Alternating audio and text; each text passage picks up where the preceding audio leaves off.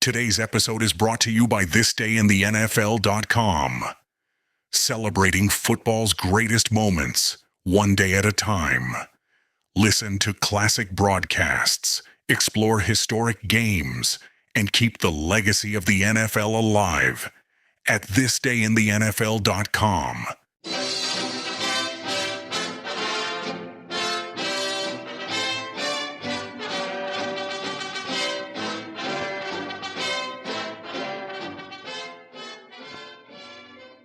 It's time for yours truly, Jimmy Powers, with another Grantland Rice story.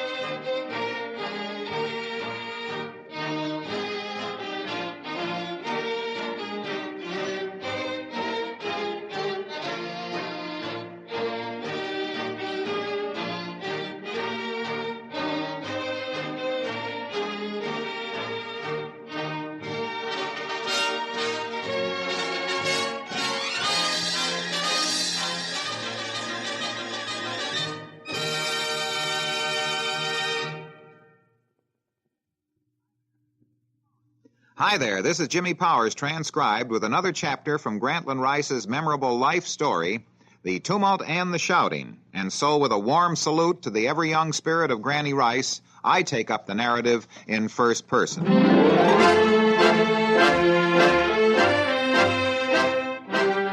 Being a football coach's wife is like being married to a doctor, Red Blaik's wife, Merle, once said.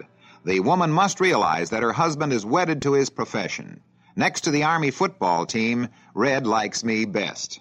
To meet Earl Red Blaik is not to know him, and only a few people know the great West Point coach well. One of them is General Douglas MacArthur, who in the midst of his campaign for the liberation of the Philippines found time to write Blaik letters during the football season and to send inspiring messages by cable on the eve of the Notre Dame Army games. Another of the few who know Blaik well is Lieutenant General Robert L. Eichelberger, who, when he was head of the academy, summoned Red to West Point from Hanover, New Hampshire in 1941 after Blaik's Dartmouth teams had scaled the Ivy League heights. "Your alma mater needs you," Eichelberger wired Red. "Army football has reached an all-time low. Come at once. This is a military order." Duty called, and Blaik responded. Blaik takes his football with a pain that's almost pleasure. He is not a professional pessimist, but he is inclined to anticipate the worst every autumn Saturday, or at any rate convinces himself that every game is a potential upset. What manner of man is Red Blaik? Well, he's lean of jaw and hard of muscle, and despite his nickname, he's not a redhead at all. His hair is brown with auburn undertones. A glint of red gleams when the sun strikes at a certain angle.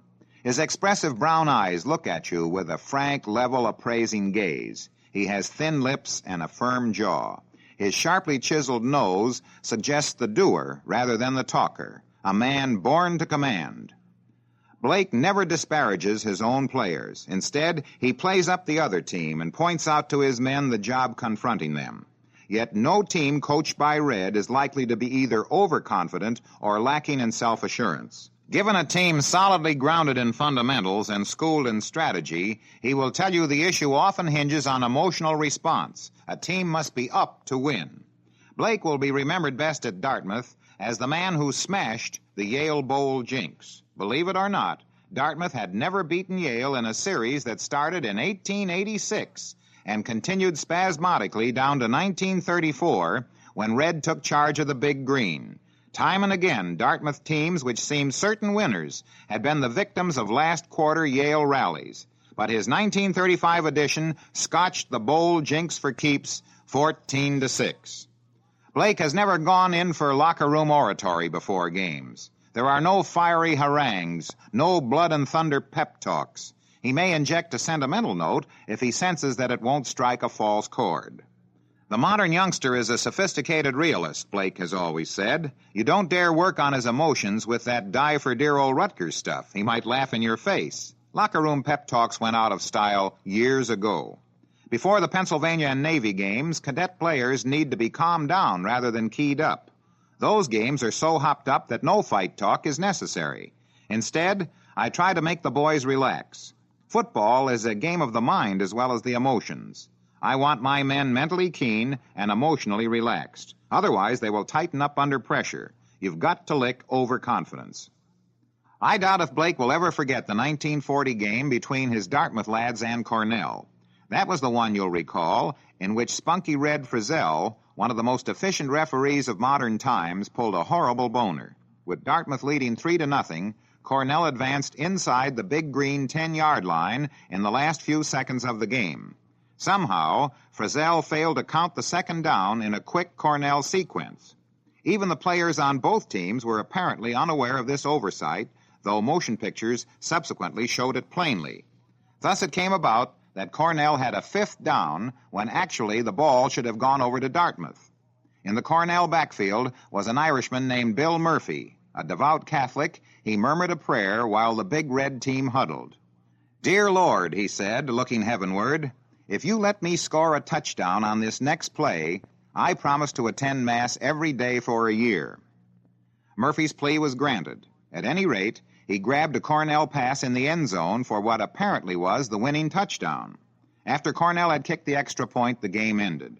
The electric scoreboard flashed the numerals, Cornell 7, Dartmouth 3. Cornell men went to bed that night thinking they had won. Today's broadcast is brought to you by ClassicBaseballBroadcasts.com, your one-stop destination for thousands of authentic, vintage radio game broadcasts, interviews and highlights. Red Barber, Mel Allen, Vin Scully, Ernie Harwell, Kurt Godey are just a few of the Ford Frick Award-winning voices. There are hundreds more that will bring back childhood memories from back in the day when the game was always on. From the crack of the bat to the roar of the crowd, relive the moments that made Baseball America's favorite pastime. Get started for free and step back in time listening to baseball's greatest moments. Only to tumble out the next morning to hear that they had lost. Blaik had spotted that extra down as he reviewed the movies at a staff conference Saturday night. The pictorial evidence was submitted to Cornell athletic officials who magnanimously refused to accept an unearned victory. They insisted the score revert to the 3-0 edge which Dartmouth held before the final play. And if you will check the records, you will note that this is the way it stands in the books. This is the only football game that has ever been reversed as far as anybody knows, and the score reversal could only have been made possible by the fact that this was the last play of the game. Young Murphy didn't know what to do. He went to his Catholic chaplain at Ithaca and confessed the vow he had silently made in the huddle. "Father," he asked, "am I obligated to keep the promise?" The priest weighed the matter. "My son," he said, "I feel you are not required to fulfill that pledge, but this is the first time I ever heard of a football referee double-crossing the Lord." Blaik will testify that no intercollegiate squad is so pressed for time as his cadets. The Army is restricted to 90-minute practice sessions. This doesn't leave much time to cram in chalk talks, individual instruction, dummy and live scrimmage, and reviewing past games via movies. But during the platoon days, he uncovered a way to lick the time element for pictures. He simply erected a tent on the practice field with a built-in projector and screen. Then Red employed the shuttle system. While the offensive platoon was on the field, the defense studied the films, and vice versa. In 1927, Biff Jones headed West Point's football corps and brought Blaik in as his assistant. Playing for the Black Knights that year was a red-headed terror from the bayous of Louisiana named Chris Cagle, a regular one-man army. Until Glenn Davis came along later, Cagle ranked in a class all by himself as far as great Army backs were concerned. There are those who think that had he played under Blaik's more advanced play patterns, Chris would have exceeded them all. Cagle's most grandiose play was a wide end run from the tailback spot, terminating in a tremendous diagonal pass to the opposite side of the field. This razzle-dazzle stunt won many games for the Army, but it cost the cadets the one they most wanted, the 1929 duel with Notre Dame at Yankee Stadium in sub-freezing weather. Army was the favorite, and right off drove to the Irish 13-yard line. On the next play, John Morrell was stopped on an off-tackle slant. This was Cagle's cue to spring Army's secret weapon, a fake end run and an oblique pass to his favorite receiver, Carl Messenger. This was a risky play. It opened up the other side of the field to the enemy, where Jack Elder, the Notre Dame track star, manned the secondary defense. Elder could run the 100-yard dash under 10 seconds. Racing for the right side boundary, Cagle skidded to a stop and let go that all-or-nothing heave. For a moment, it seemed that Messenger would grab the ball on the goal line, but a puff of wind slowed the ball just enough for Elder to snatch it out of the Army end's grasp. The sideline was open to the sprint champion. He went 96 yards to score the winning touchdown. Frank Graham once said, "The next time you hear anybody speaking of great athletes he has seen, ask him if he ever saw Elmer Oliphant. If he says no, you can speak freely, and if he says yes, you'll both have something to talk about, provided, of course, you know about Ollie." It's hard to think of anyone not knowing or at least not hearing of Oliphant. He was one of those super all-around athletes who comes along only once in a blue moon. Elmer showed up at West Point in 1914 by way of Purdue, where he had already enjoyed 3 years of varsity competition. Some of his feats at Purdue had been incredible. Although he had suffered a broken ankle in a football game with Illinois, he kicked a field goal to defeat the Illini 3-0. Knocked down or having fallen in the closing minutes of a basketball game with Wisconsin when Purdue was trailing 20-21, he shot the winning basket while seated on the floor. Those were the days of a freewheeling athletic policy at West Point, and Army football teams were loaded with Huskies who had played well and in some cases 4 years on major college teams. And so in 1914, no one so much as raised an eyebrow when Oliphant bobbed up at the point. There he became a legend, plebes being eligible for the varsity teams. Elmer won 4 letters each in football, baseball, track, and basketball, and was heavyweight boxing champion of the Corps. He was, of course, on Walter Camp's 1916 All-America team, and Newt Rockne placed him on his all-time America, linking him with Jim Thorpe and Charlie Brickley as the greatest drop kickers.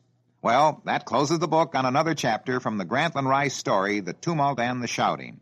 And so until next we meet, this is Jimmy Powers, transcribed, saying, so long until next time.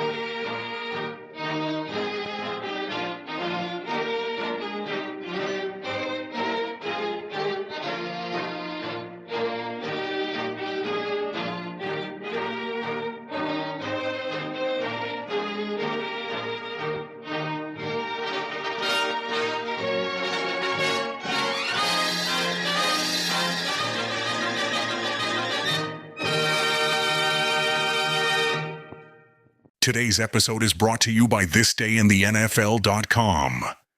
Celebrating football's greatest moments, one day at a time.